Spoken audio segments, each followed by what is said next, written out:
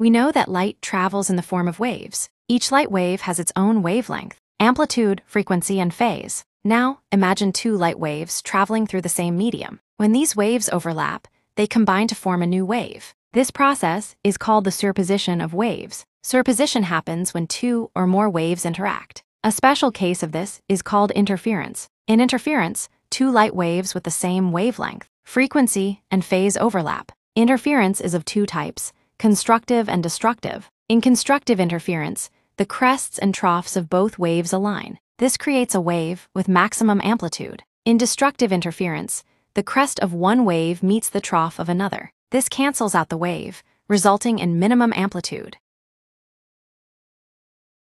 समझ लेते हैं सुपरपोजिशन ऑफ वेव्स यानी क्या। तो वो समझने के लिए यहाँ पे एक डायग्राम बनाया हुआ है। अब हमने एक कलर की लाइट ली है, लाइट में से क्या निकलेगा, कुछ वेव निकलेगा, एसएचएम करता करता आगे जाएगा। वो वेव सपोज करते हैं कोई एक पॉइंट पी पे जाएगा। दूसरे एक कलर की लाइट ली है, उसमें से कुछ वेव निकलेगा, वो भी पॉइंट पी पे जाएगा। तीसरे कलर की लाइट ली है, वो भी उसमें से भी कुछ वेव निकलेगा, वो भी पॉइंट पी पे जाएगा।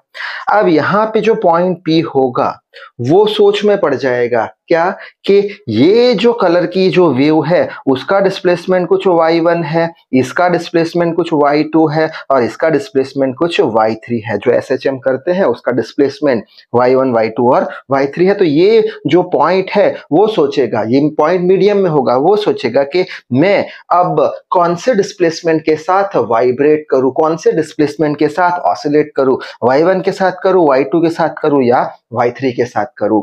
तो ऐसे केस में जब दो या उससे ज्यादा वेव्स एक पॉइंट पे आते हैं, एक पॉइंट पे सुपर इम्पोज्ड होते हैं, तब हम सुपरपोजिशन ऑफ वेव का यूज करते हैं।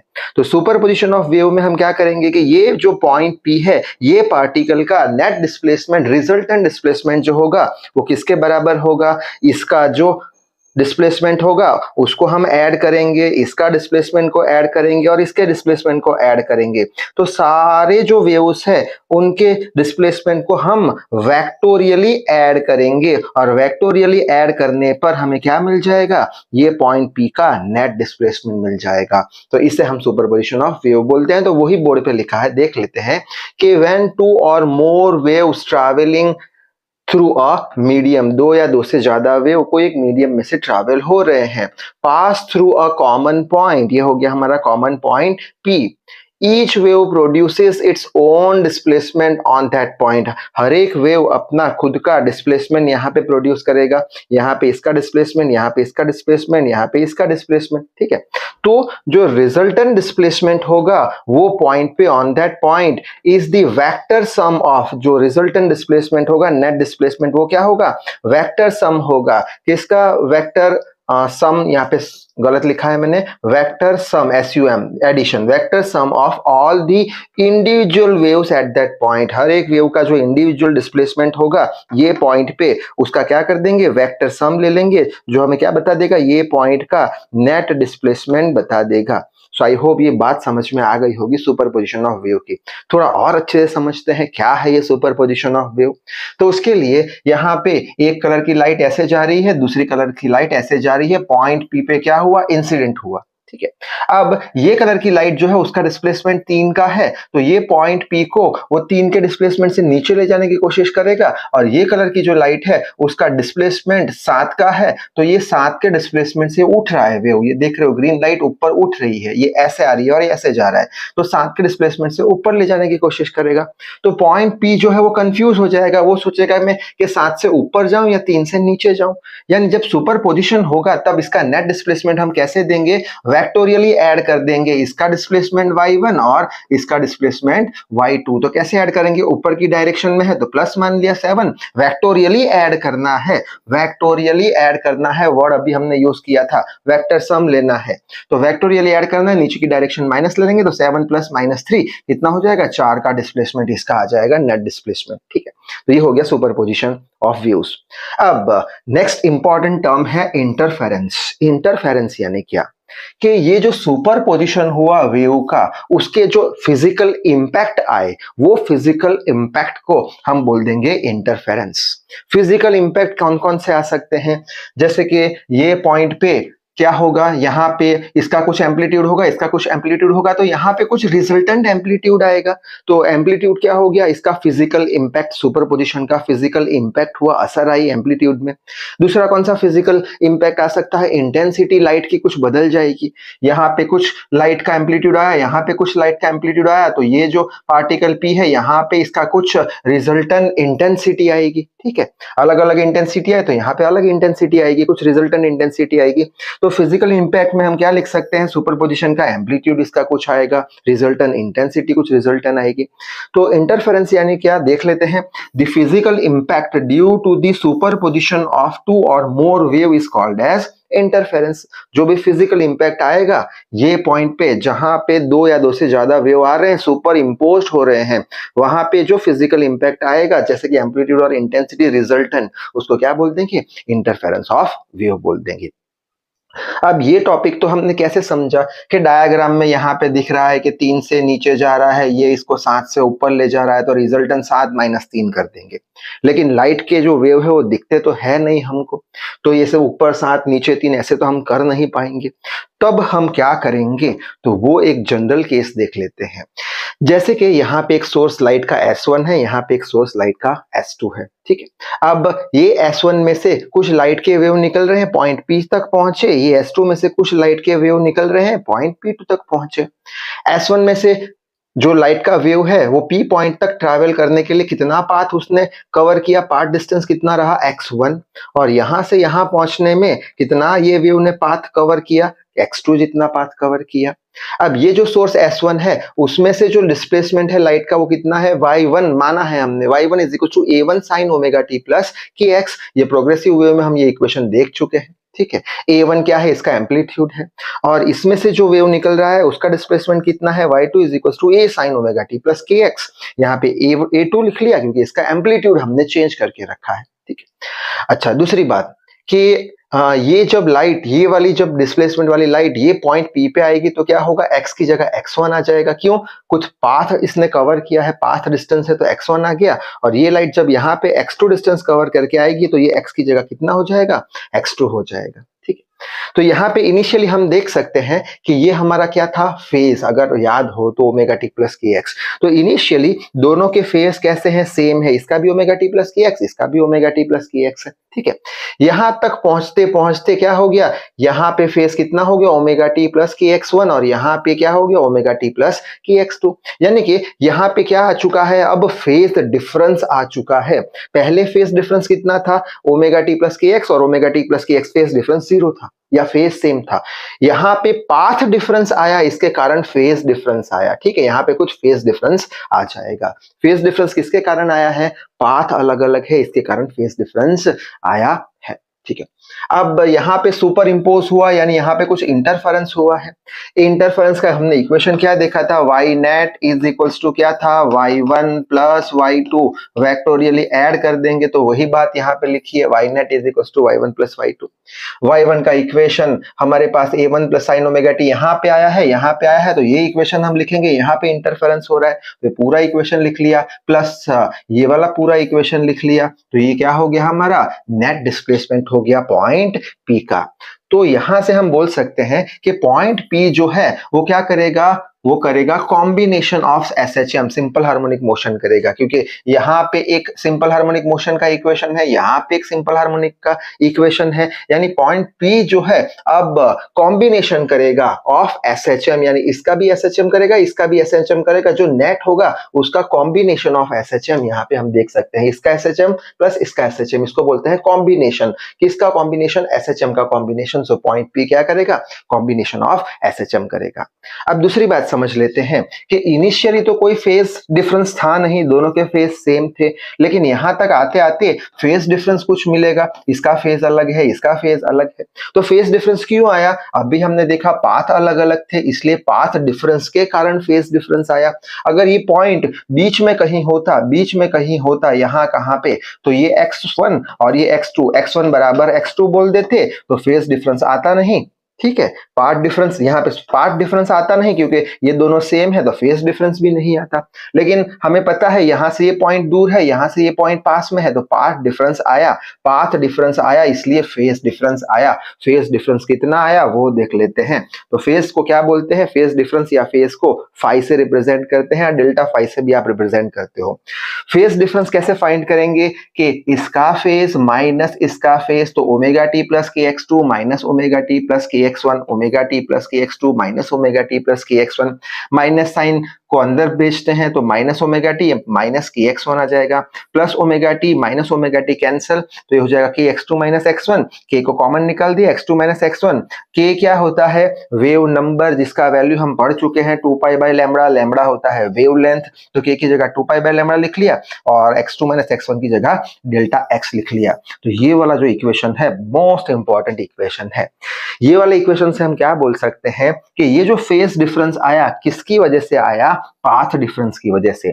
अगर पाथ डिफरेंस जीरो होता यानी कि बीच में पॉइंट होता, ये दोनों सेम होते पाथ, तो डेल्टा एक्स जीरो होता, डेल्टा एक्स जीरो होता तो पाथ डिफरेंस जीरो हो जाता। इन शॉर्ट क्या याद रखना है, फेज डिफरेंस क्यों आता है, पाथ डिफरेंस की वजह से। ठीक है, तो इतनी बात आपको समझ में अच्छे से आ गई होगी। अब आगे बढ़ लेते हैं कि जो हम इंटरफेरेंस की बात कर रहे थे, इंटरफेरेंस क्या होता है, जो सुपरपोजिशन होता है वो पॉइंट पे उसके कुछ फिजिकल इंपैक्ट आते हैं। कुछ फिजिकल इंपैक्ट यानी क्या, उसका रिजल्टेंट इंटेंसिटी कितनी, रिजल्टेंट एम्पलीट्यूड कितना, इंटरफेरेंस उसे ही तो बोलते हैं हम।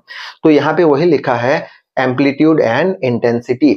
एम्पलीट्यूड और इंटेंसिटी कुछ रिजल्टन आने वाली है, दो से ज्यादा वेव यहाँ पे सुपर इम्पोज करेंगे और उसके कुछ फिजिकल इंपैक्ट आएंगे, रिजल्टन एम्पलीट्यूड और इंटेंसिटी। तो कितनी होगी एम्पलीट्यूड, कितना होगा इंटेंसिटी, कितना डिस्प्लेसमेंट होगा वो तो देख लिया हमने, कितना डिस्प्लेसमेंट होगा, डिस्प्लेसमेंट इसके बराबर होगा। अब इंटेंसिटी और एम्पलीट्यूड भी तो कुछ होंगे रिजल्टन, तो वो देख लेते हैं।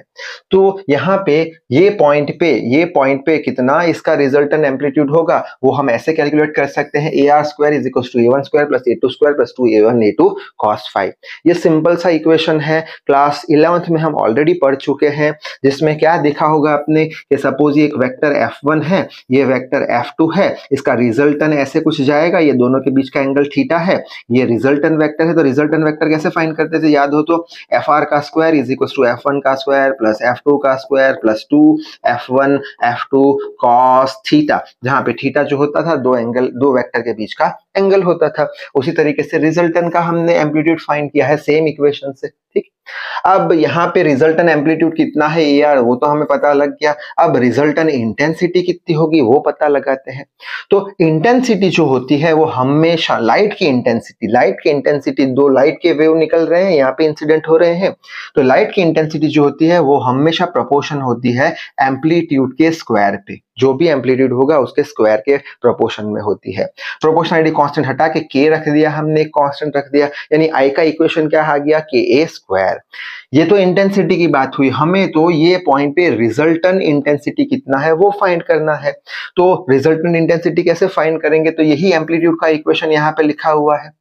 अब यहाँ पे A R square, A one square, A two square, A one A two की वैल्यू इंटेंसिटी में कन्वर्ट करेंगे। कैसे कन्वर्ट करेंगे, ये इक्वेशन तो हमने एज इट इज लिख लिया। ठीक है, कैसे कन्वर्ट करेंगे, तो यहाँ पे ये जो सोर्स लाइट है उसका इंटेंसिटी किसके बराबर होगा, के ए स्क्वायर के बराबर। यहाँ पे S1 है तो I1 लिख लिया, के तो कांस्टेंट है, इसका एम्पलीट्यूड A1 के बराबर, A1 स्क्वायर तो हो गया, और इसका कितना होगा I2 का के ए स्क्वायर के बराबर, तो एम्पलीट्यूड A2 ले लिया हमने। हमें चाहिए क्या, हमें AR का स्क्वायर चाहिए, तो यहाँ से ठीक है, हमें चाहिए क्या, AR का स्क्वायर चाहिए, तो यहाँ पे ये पॉइंट पे जब इंसिडेंट होगा तब इसका इंटेंसिटी कितना होगा, के ए स्क्वायर, तो I R is equal to के रिजल्टेंट एम्पलीट्यूड, यहाँ पे रिजल्टेंट मिलेगा तो AR स्क्वायर हो जाएगा। हमें चाहिए क्या, AR का स्क्वायर, तो AR के स्क्वायर को सब्जेक्ट बनाओ तो ये इक्वेशन आ जाएगा, तो AR स्क्वायर की जगह हम क्या लिख लेंगे, I1 बाय IR बाय के। ठीक है, A1 स्क्वायर की जगह क्या लिखेंगे, A1 स्क्वायर सब्जेक्ट बनाएंगे तो I1 बाय के लिख लेंगे, तो I1 बाय के ये भी आ गया। A2 स्क्वायर की जगह क्या लिखेंगे, यहाँ पे A2 स्क्वायर, ये A2 स्क्वायर को सब्जेक्ट बनाएंगे तो I2 बाय के, तो ये I2 बाय के। शायद से बात समझ में आ रही है आपको। ठीक है, बाद में 2 एज इट इज लिख लिया। A1 की जगह क्या लिखेंगे, यहाँ पे A1 अगर लिखा तो under square root of I1 by k, under square root of I1 by k, और A2 की जगह under square root of I2 by k cos phi as it is. अब यहां से के, और यहाँ सबसे के कॉमन निकाल देंगे। कॉमन यहाँ से कैसे निकलेगा, ये रूट के यानी 1/k हो जाएगा। तो ये के सारे के कैंसिल हो जाएंगे, तो बचेगा क्या, I R is equal to underscore of I1 plus I2 2 underscore of I1 I2 cos phi। ये भी इंपॉर्टेंट इक्वेशन याद रखना है। रिजल्टेंट एम्पलीट्यूड का भी हमें याद रखना है। तो अगर इतनी बात अच्छे समझ में आ गई हो तो हम कंस्ट्रक्टिव और डिस्ट्रक्टिव इंटरफेरेंस बड़े ही आसानी से समझ पाएंगे। बस हमें क्या याद रखना है कि रिजल्टेंट एम्पलीट्यूड का ये इक्वेशन होता है और रिजल्टेंट इंटेंसिटी का ये वाला इक्वेशन होता है। तो अब चले जाते हैं इंपॉर्टेंट टॉपिक पे, कंस्ट्रक्टिव और डिस्ट्रक्टिव इंटरफेरेंस पे। डिफरेंस भी हमें एग्जाम में पूछ सकते हैं। अब कंस्ट्रक्टिव इंटरफेरेंस यानी क्या, तो कंस्ट्रक्टिव यानी क्या, कंस्ट्रक्ट कर रहा है। इंटरफेरेंस यानी क्या, दो वेव एक पॉइंट पे इंसिडेंट हुई, दो से ज्यादा वेव एक पॉइंट पे इंसिडेंट हुई, तब सुपरपोजिशन हुआ, तब उसके फिजिकल इंपैक्ट में क्या असर आई, यानी कि उसका एम्पलीट्यूड कितना हुआ, रिजल्टेंट इंटेंसिटी कितनी हुई। ठीक है, कंस्ट्रक्टिव यानी कंस्ट्रक्ट करना, डिस्ट्रक्टिव यानी डिस्ट्रक्ट करना। ठीक है, कंस्ट्रक्टिव इंटरफेरेंस होगा अगर पॉइंट पे, तो क्या होगा, वो पॉइंट पे लाइट की इंटेंसिटी ज्यादा होगी, उसका एम्पलीट्यूड ज्यादा होगा, हमें ब्राइट स्पॉट दिखेगा, ब्राइट फ्रिंज दिखेगी। डिस्ट्रक्टिव में क्या होगा, जब दो वेव आएंगे एक पॉइंट पे, डिस्ट्रक्शन होगा यानी क्या होगा, उस वहां पे हमें एम्पलीट्यूड मिनिमम मिलेगा, इंटेंसिटी लाइट की मिनिमम मिलेगी, यानी कि डिस्ट्रक्टिव इंटरफेरेंस जब होगा तब वो पॉइंट पे हमें डार्क स्पॉट दिखेगा या डार्क फ्रिंज दिखेगी। ठीक है, तो कंस्ट्रक्टिव इंटरफेरेंस के लिए कंडीशन क्या है कि रिजल्टेंट एम्पलीट्यूड पॉइंट पी पे जो अभी हमने देखा, उस पे रिजल्टेंट एम्पलीट्यूड और इंटेंसिटी कैसी होनी चाहिए, मैक्सिमम होनी चाहिए। मैक्सिमम होगी तभी तो पॉइंट पी पे हमें ब्राइटनेस दिखेगी, ब्राइट स्पॉट दिखेगा। ठीक है, उसी तरीके से डिस्ट्रक्टिव इंटरफेरेंस में क्या होगा, डिस्ट्रक्ट करना, यानी रिजल्टेंट इंटेंसिटी और एम्पलीट्यूड कैसे होने चाहिए, मिनिमम होने चाहिए। इतनी बात हमें समझ में आ गई। आगे बढ़ लेते हैं, अगर रिजल्टेंट एम्पलीट्यूड और रिजल्टेंट इंटेंसिटी मैक्सिमम चाहिए हमें, तभी तो कंस्ट्रक्टिव इंटरफेरेंस मिलेगा। तो मैक्सिमम कब होगा, अभी हमने इक्वेशन देखा, रिजल्टेंट एम्पलीट्यूड और रिजल्टेंट इंटेंसिटी किस पे डिपेंड करता है, cos phi पे डिपेंड करता है, बाकी तो सब कांस्टेंट है। यानी कि अगर cos phi का वैल्यू मैक्सिमम है, अगर मैक्सिमम है तो हम क्या बोल देंगे, तो ये IR और AR मैक्सिमम हो जाएगा। तो वही लिखा है यहाँ पे, मैक्सिमम कब होगा, AR और IR जब cos phi का वैल्यू मैक्सिमम हो। cos का मैक्सिमम वैल्यू कितना है, 1 है, मिनिमम वैल्यू -1 है। तो cos phi का अगर वैल्यू 1 है तब जाके AR और IR कैसे होंगे, मैक्सिमम होंगे, कंस्ट्रक्टिव इंटरफेरेंस होगा, ब्राइट फ्रिंज मिलेगी। तो बस वो जो इक्वेशन हमने देखा था उसमें cos phi का वैल्यू कितना रख देंगे, 1 रख देंगे। इक्वेशन क्या था, AR square is equal to A1 square plus 2 A2 square plus 2 A1 A2 cos phi कितना लिया हमने, 1 लिया, मैक्सिमम होना चाहिए। ठीक है, कंस्ट्रक्टिव के लिए तो ये 1 ले लिया। तो ये क्या हो गया, A square plus B square plus 2AB, इसका क्या होता है इक्वेशन, A प्लस B का होल स्क्वायर, सो A1 प्लस A2 का होल स्क्वायर, स्क्वायर दोनों साइड से निकाल दिया, रिजल्टेंट एम्पलीट्यूड कितना हो जाएगा, A1 प्लस A2। यानी कंस्ट्रक्टिव में क्या होगा, ऐड होगा, दोनों एम्पलीट्यूड लाइट के ऐड हो जाएंगे और एक ब्राइट स्पॉट बना देंगे। उसी तरीके से डिस्ट्रक्टिव इंटरफेरेंस की बात करें तो AR और IR मिनिमम होना चाहिए। कब मिनिमम होगा, वो cos phi पे डिपेंड करता है। cos का वैल्यू मिनिमम कितना होता है, -1, तो वही लिखा है, cos का वैल्यू मिनिमम होना चाहिए -1।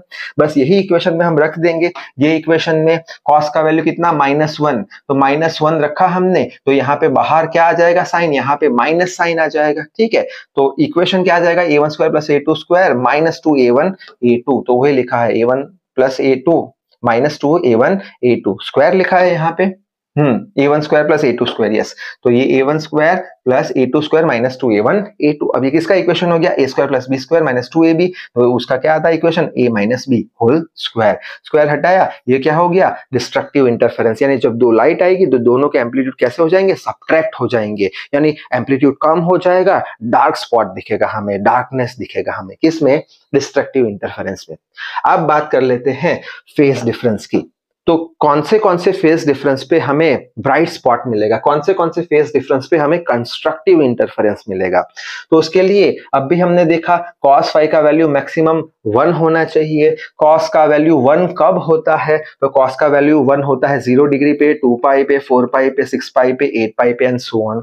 तो हम लिख सकते हैं phi जो फेज डिफरेंस है वो 2n पाई के बराबर है, जहां पे n क्या है, 0 1 2 3। कैसे, n की जगह 0 रखेंगे तो क्या आ जाएगा, phi 0, n की जगह 1 रखेंगे तो अब phi आ जाएगा 2 पाई, n की जगह 2 रखेंगे तो 2 2 4 4 पाई। ठीक है, शायद से बात समझ में आ गई होगी।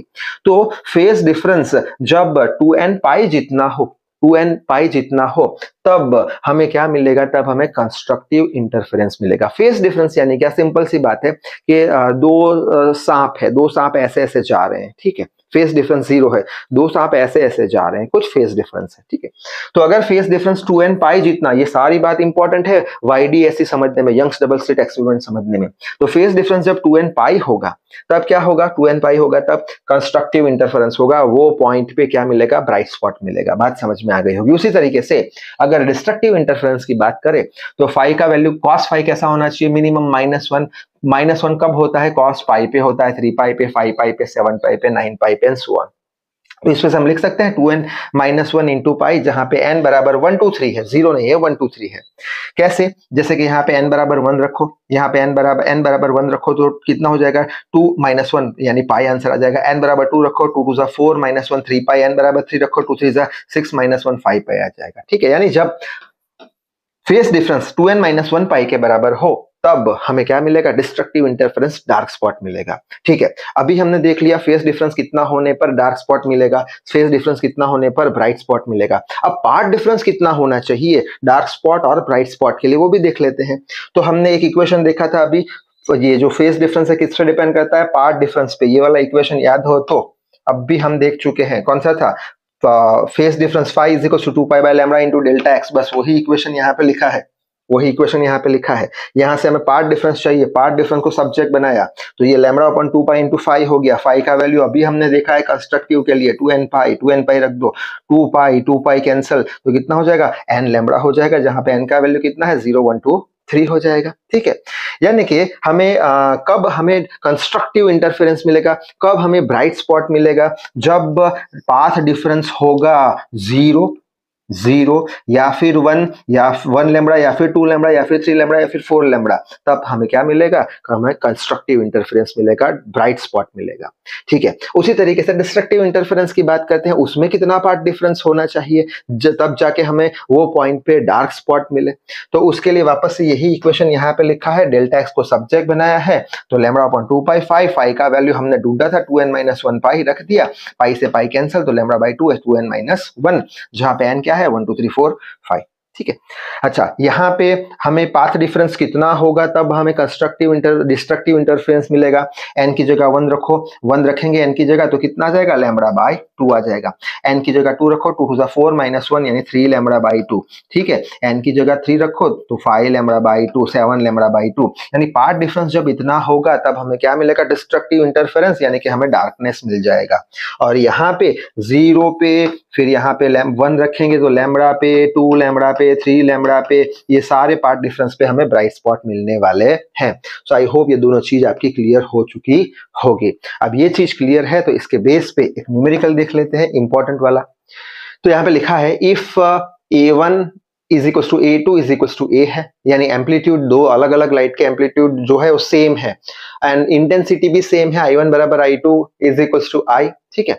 तो हमें ढूंढना क्या है, find resultant amplitude, maximum amplitude, minimum amplitude, बाद में resultant intensity, maximum intensity, minimum intensity ढूंढनी है। तो कैसे स्टार्ट करेंगे, बस तो पहला ये वाला पार्ट ले लेते हैं, ये वाला पार्ट ले लेते हैं, एम्पलीट्यूड वाला पार्ट ले लेते हैं, ठीक है। तो रिजल्टेंट एम्पलीट्यूड का इक्वेशन हम देख चुके हैं, क्या कौन सा है, रिजल्टेंट एम्पलीट्यूड का equation A1² + A2² + 2A1 A2 cos phi, ठीक है। इसके अंदर क्या रखेंगे, A1 बराबर A, A2 बराबर A रख देंगे तो ये A² 2AA cos phi आ जाएगा, ये 2A² आ जाएगा, ये 2A² cos phi, 2A² common निकाल देंगे दोनों में से तो आ जाएगा, इधर कितना बचेगा 1 + cos phi, 1 + cos थीटा का इक्वेशन क्या होता है 2 cos² थीटा बाई 2, तो 1 + cos phi का क्या इक्वेशन आएगा 2 cos² phi बाई 2, ये 2 2 4 4A² cos² phi बाई 2, ये क्या मिल गया हमें, रिजल्टेंट एम्पलीट्यूड मिल गया, ठीक है। ये हमें रिजल्टेंट एम्पलीट्यूड मिल गया। अब यहां से आप AR भी ढूंढ सकते हो 2A cos phi करके भी, लेकिन ये हमें एक फाइनल आंसर मिल चुका है। अब हमें क्या चाहिए, तो मिल गया हमें मैक्सिमम एम्पलीट्यूड चाहिए। मैक्सिमम यानी एम्पलीट्यूड कब मिलता है, जब cos phi कितना होगा 1 होगा। तो मैक्सिमम कब मिलेगा, जब cos phi मैक्सिमम होगा 1 होगा। cos 1 कब होता है, cos का वैल्यू 1 कब होता है, 0 डिग्री पे होता है। तो ये जो इक्वेशन हमें मिला उसमें phi का वैल्यू 0 रख देंगे तो हमें क्या मिल जाएगा, मैक्सिमम एम्पलीट्यूड। तो यहाँ पे लिखा है maximum amplitude is equal to 4A², phi की जगह 0 रखेंगे, क्यों, क्यों? क्योंकि मैक्सिमम जब होगा cos फाई तभी तो एम्पलीट्यूड मैक्सिमम मिलेगा, और cos फाई मैक्सिमम का वैल्यू 1 होता है। cos फाई 1 कब होता है? 0 डिग्री पे होता है। तो 0/2 रखा तो cos 0 कितना हो जाएगा? 1। cos 0 कितना हो जाएगा? 1। तो 4a स्क्वायर आ गया, तो a max स्क्वायर हटा दिया 2a, तो ये क्या हो गया हमारा? ये हो गया मैक्सिमम एम्पलीट्यूड। अब मैक्सिमम एम्पलीट्यूड में हमने क्या देखा था? याद हो तो मैक्सिमम एम्पलीट्यूड में हमने क्या देखा था? मैक्सिमम एम्पलीट्यूड कंस्ट्रक्टिव इंटरफेरेंस में क्या होता है? दोनों ऐड होते हैं, a1 प्लस a2। दोनों एम्पलीट्यूड अगर बराबर है तो a प्लस a 2a हो जाएगा। तो यहां से हम बोल सकते हैं हाँ बात सही है, 2a हो गया, a प्लस a। ठीक है। अब दूसरा क्या पूछा है? दूसरा पूछा है मिनिमम। अगर मिनिमम जानना है, हमें मिनिमम जानना है तो उसके लिए क्या करेंगे? वापस ये इक्वेशन में ही बात करेंगे हम। मिनिमम के लिए cos फाई का वैल्यू कैसा होना चाहिए? मिनिमम के लिए cos फाई का वैल्यू मिनिमम होना चाहिए। मिनिमम कितना होता है? -1। -1 कब आता है cos का वैल्यू? पाई पे। तो ये जो इक्वेशन है उसमें फाई की जगह पाई रख देंगे, तो यहाँ पे पाई आ गया। पाई/2 cos पाई/2 कितना होता है? 0 होता है। तो पूरा टर्म 0, यानी ये 0। ठीक है, यानी in short a minus a किया वहां, यहाँ पे हमने देखा था, यहाँ पे क्या था रिस्ट्रिक्टिव में? a1 माइनस a2, या वो दिया क्या है? a1 is equal to a, a2 is equal to a minus a, तो 0 हो जाएगा। तो हम बोल सकते हैं बात सही है कि यहाँ पे a माइनस a आया, यानी 0 हो गया। डिस्ट्रक्टिव में मिनिमम एम्पलीट्यूड हमें मिल चुका है। ठीक है, अब दूसरे पार्ट पे चले जाते हैं। दूसरा पार्ट कौन सा है हमारा? हमें क्या ढूंढना है दूसरे पार्ट में? हाँ, रिजल्टेंट इंटेंसिटी ढूंढनी है।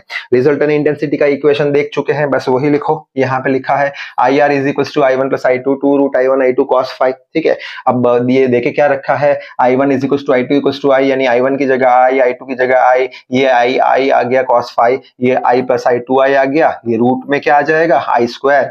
ये रूट में I स्क्वायर आ जाएगा, तो ये रूट को कैसे हटाएंगे? I स्क्वायर का पूरे का 1/2, 2 से 2 कैंसिल, तो I बाहर निकल के आ गया। ठीक है, अब 2I कॉमन ले लेंगे तो अंदर क्या बचेगा? 1 प्लस cos फाई, वापस से 1 प्लस cos थीटा का 2 cos स्क्वायर थीटा/2, ये इसका इक्वेशन ये रहा। ठीक है, तो ये 2 to 4 4I cos square phi by 2, ये क्या आ गया हमारा? रिजल्टेंट इंटेंसिटी आ गया। मैक्सिमम इंटेंसिटी चाहिए। मैक्सिमम इंटेंसिटी IR किस पर डिपेंड करता है? AR किस पर डिपेंड करता है? दोनों ही cos फाई पर डिपेंड करते हैं। मैक्सिमम कब मिलेगा? जब cos फाई 1 होगा, मैक्सिमम होगा। मैक्सिमम कब मिलेगा? जब cos फाई का वैल्यू मैक्सिमम 1 होगा, और cos फाई का वैल्यू 1 कौन से एंगल पे होता है? 0 एंगल पे होता है। तो अगर मैक्सिमम इंटेंसिटी चाहिए हमें, तो फाई की जगह क्या रख देंगे? 0 डिग्री, 0/2, ये कितना हो जाएगा? cos 0 कितना होता है? 1 होता है, यानी आंसर कितना आ जाएगा? cos 0 1 होता है, आंसर कितना आ जाएगा? 4I आ जाएगा। ठीक है, अच्छा, उसी तरीके से अब मिनिमम ढूंढना है तो cos फाई मिनिमम होना चाहिए, -1 होना चाहिए। मिनिमम के लिए माइनस होना चाहिए। माइनस क्या वैल्यू कब आएगा? cos का पाई पे आएगा। बस, तो ये इक्वेशन में फाई की जगह पाई रख दो। तो यहाँ पे ये सेम इक्वेशन लिखा है, ये वाला सेम इक्वेशन लिखा है। पाई की जगह फाई की जगह पाई रखा है, तो पाई/2 cos पाई/2 कितना होता है? 0। cos पाई/2 0 होता है, तो ये 0 लिखा, ये पूरा टर्म 0 हो जाएगा। ठीक है, पूरा टर्म 0 हो जाएगा, तो मिनिमम इंटेंसिटी कितनी आ जाएगी? 0 आ जाएगी। सो आई होप सारे कंसेप्ट आपके अच्छे से क्लियर हो चुके होंगे। तो इस वीडियो में बस इतना ही। नेक्स्ट वीडियो में हम YDSE पढ़ेंगे। तो till then read hard, work hard. Thank you very much.